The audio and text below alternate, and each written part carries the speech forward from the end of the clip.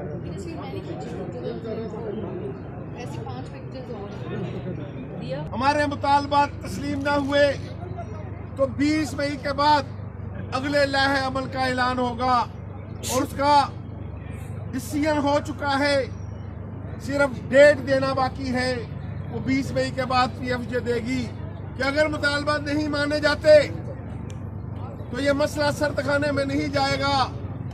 फिर पीएफजे अपने अपने शहर में जहां जहां यूजे अब जो काल देगी, कभी धरने की काल होगी, कभी भूख हड़ताल की काल होगी और मकसद सिर्फ ये है कि अपने इन 3 मामलात को हमने हाईलाइट करना है। तेज हो, तेज हो, जदोजहद तेज हो, तेज हो, तेज हो, जदोजहद तेज हो, कदम बढ़ाओ पीएफजे, हम तुम्हारे साथ हैं।